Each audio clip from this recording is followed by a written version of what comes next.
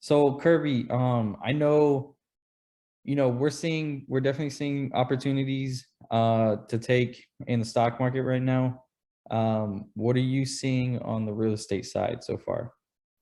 On the real estate side and the business side, it's opportunities everywhere. It's always opportunities, no matter if we're in a bull cycle, bear cycle, in whichever market. It's opportunities there. It's just how much work will somebody put in to find it. And on the real estate side, even now, the sellers still have some outrageous prices on their property. Even though you're seeing maybe 10% of the listings, 20% of the listings having price cuts, the price cuts is still at an inflated price of what the price of the home should be, especially investment properties. Right now, I'm dealing with the deal right now that the seller wants insurmountable amount of money for a 6 unit complex that it doesn't make sense financially for any buyer to buy it.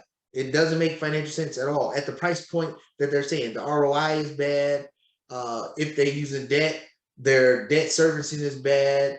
Their DCF, if somebody's using commercial finance and they need X amount of dollars over what their debt obligation is to qualify for the loan, it won't qualify whatsoever, especially at these inflated interest rates, especially for commercial property. And the sellers are not taking that into consideration at all. But you can still keep looking, keep looking, keep looking. Like I told you the other day, I found a deal in this market. Perfect deal. Numbers worked out fine, but you have to keep looking. I know everybody, you see them on YouTube, social media, and everything else. They say the market is crashing, the housing market is crashing. The only thing that's crashing is the number of transactions that's happening. Right. Sellers are not going out there putting super huge discounts from where the price of their home was in 2021. Only thing it is the houses are staying on the market for a longer period of time. The transactions of, usually you'll see a house on the market for a week and it'll be gone. Now you're seeing 2, 3 weeks, 4 weeks. Now it's starting to drag on longer and the transactions are slowing down. You're seeing some sellers drop the price of their home, but the value that they dropped the price of their home is still $50,000, $60,000 off the mark of the true value of their home. And that's why people are not buying it. And they're not considering how much the extra expenses is costing for the buyer to actually purchase their home. Now, let this cycle get through. We're here now in June. We got July, August, September. The premium, moving months. That's when most families move throughout the year because the kids are, home for the summer. They don't have school obligations and things like that. That's when most families move. And people still have their houses priced at the top of the range.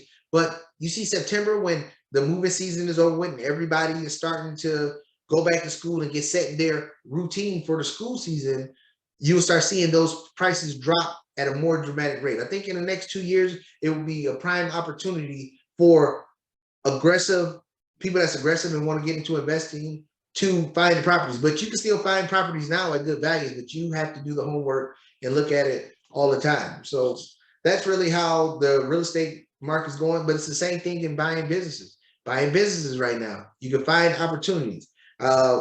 Operational costs is getting inflated for a lot of small businesses that probably struggling. We always talk about people already have a set amount of income and they bring their lifestyle to their income. And then when all the operational costs start to increase, that means the owner's profits get less, but their lifestyle is already adjusting to the profits that they were making maybe back in 2018, 2019, 2020, 2021. So to get that income they need to maybe either start a new business or pay for the lifestyle they can't afford now with this business, they will probably try to offload the business. You just got to find the right situation because you never know the reason why somebody is selling. And you might find a good situation where somebody needs to sell to finance another project or finance household obligations that can put you in there. But the key there is you have to do the work. But I think it's going to be right now and in the next couple of years will be great time for people that's aggressive and is not scared to be greedy when other people are fearful.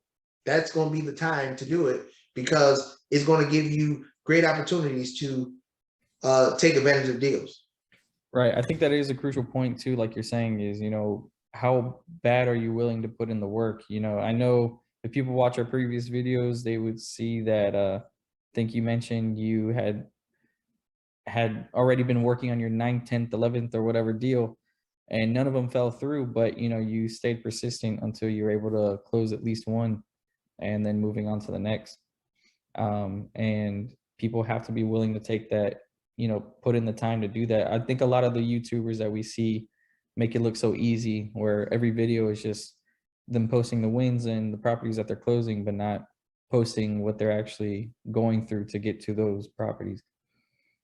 Yeah. And even this week, I mean, I thought I was about to be 2 for 2 on putting in 2 offers in the past 2 weeks. I got one of the deals. I thought I can double up and get this other deal, but the seller's being hard-headed right now. And eventually it's one or two things gonna happen. He's gonna see it my way, or he's gonna be holding the property.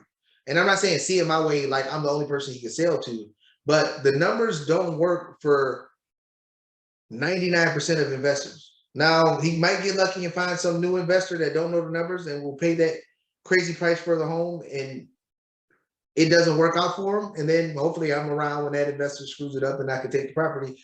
But that's the only thing that's going to happen.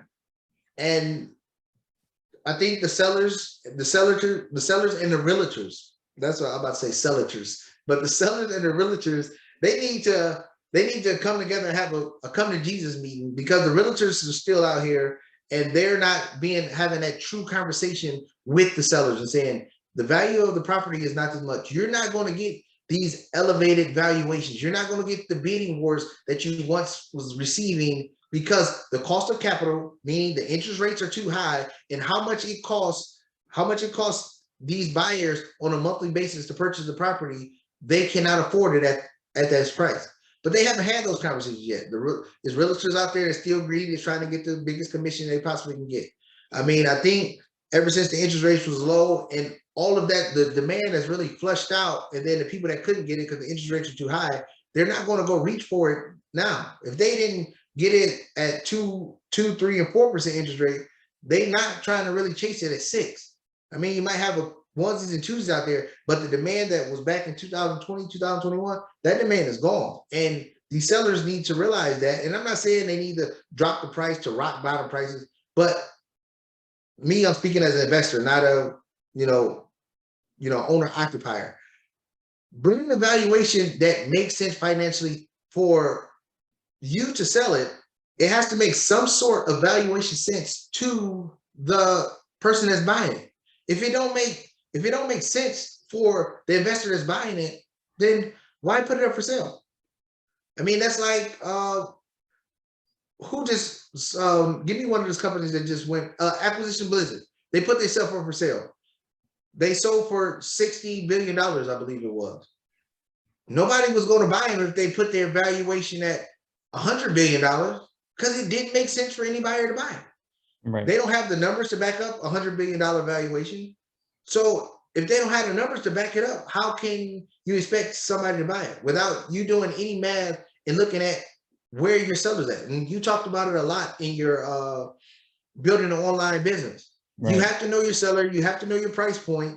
That's the way you sell stuff. But right now, the sellers still think we're still post-COVID generation. Interest rates are still low, so they still jack up the price, and they believe the demand will come. And that's not the case, especially in this interest rate environment and hyperinflation environment, where people can't go spend extra discretionary funds on a higher price house, especially when gas prices at $5, food prices is up 10% or higher. And then home prices up 25% year over year for the past 2 years. So you really can't do that. And that's the thing that the sellers are really not paying attention to. But there's still opportunities if you find it. Common thing that I heard on, selling online a lot was you can't sell emotion. And you can't. Very true. You're right. That's a very good point. You can't sell emotion. And a lot of these sellers, they're still emotional about the property. And again, I'm not saying that they should give the property away, but it has to make sense for the buyer also. Right. It can't just be, oh, this is what it was selling for last year. Yeah, but the conditions have changed. The interest rates was 3% last year. The interest rates doubled now. And in the commercial space, it's up like 125% from last year. So how do you expect the same valuation But again, like you said, it's emotion that's drawing them in.